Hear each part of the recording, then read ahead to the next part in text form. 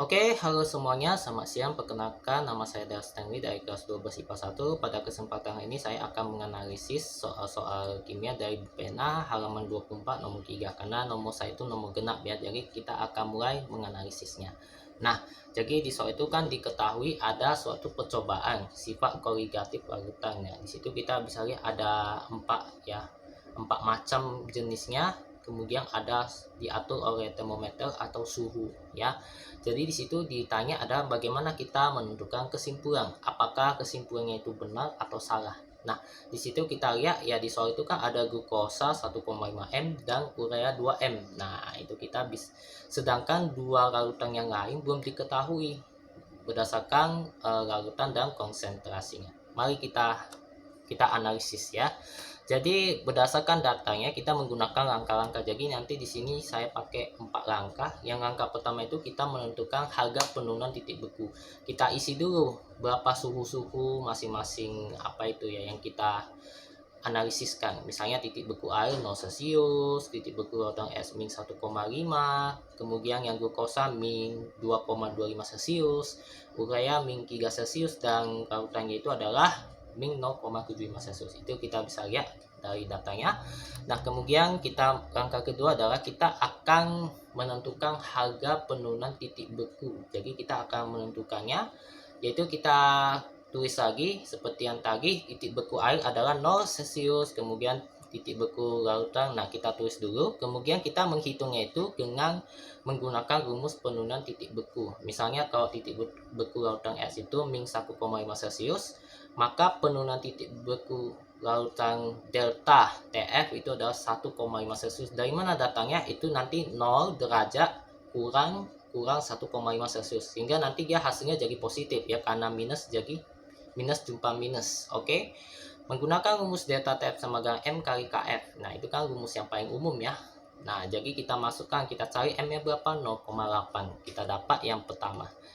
Kemudian kita sekarang adalah menentukan jika lautan es itu ada elektrolit, maka kita harus cari dulu harga I, atau bisa dibilang itu kita mau tahu ya derajat ionisasinya berapa ya, kemudian menentukan nilai I ya.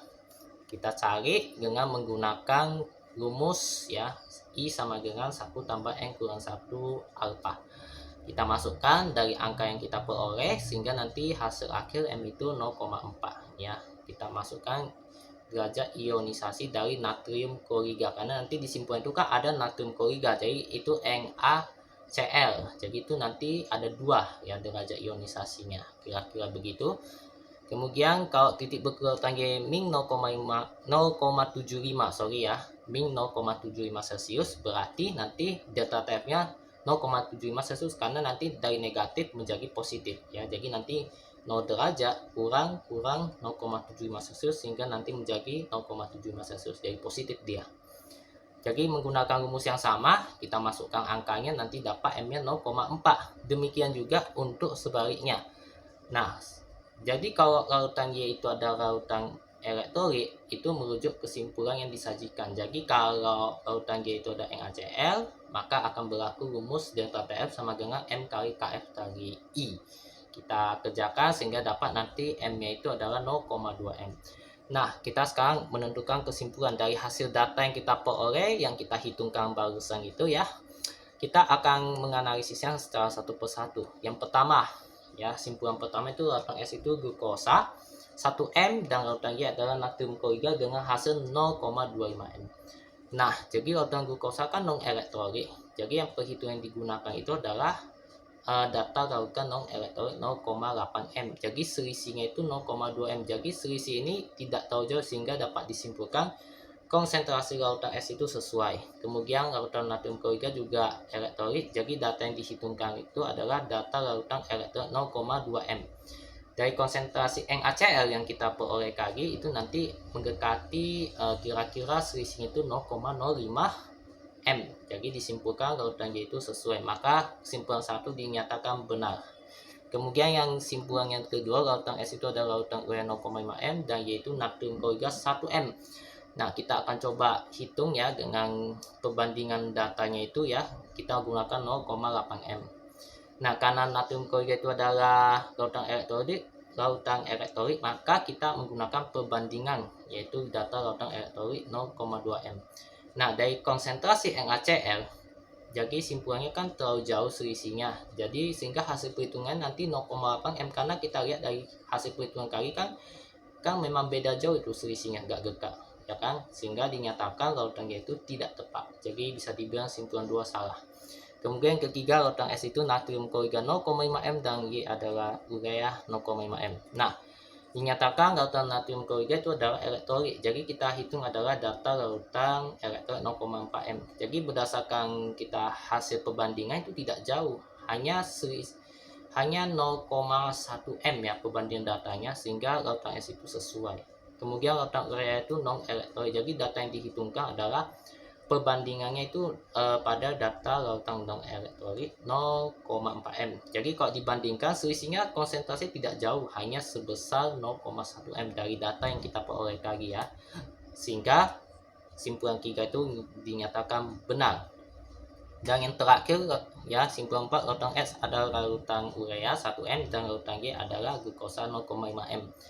Karena larutan urea adalah non-elektrolit, maka kita akan menggunakan data larutan non-elektrolit 0,8 M. Nah, jadi kalau selisih konsentrasinya kita lihat tidak begitu jauh ya, hanya sebesar 0,2 M. Jadi itu disimpulkan larutan S itu sesuai. Sedangkan glukosa itu non-elektrolit juga, maka kita data yang dihitungkan itu adalah data larutan non-elektrolit, yaitu 0,4 M dari hasil yang kita peroleh tadi ya, dari M yang tadi kita hitung itu ya.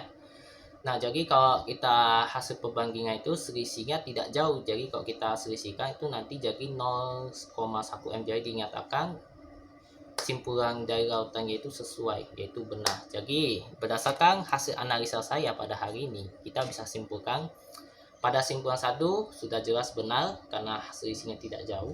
Yang simpulan 2 salah. Kenapa? Karena ada perbedaan selisih, bisa dibilang tadi dikatakan bahwa konsentrasi NaCl itu terlalu jauh ya, kalau kita hitungkan kembali itu 0,8, makanya jauh kali. Dan kalau simpulan 3 itu benar ya, karena tidak terlalu jauh ya, selisihnya tidak terlalu jauh, dan 4 juga sama.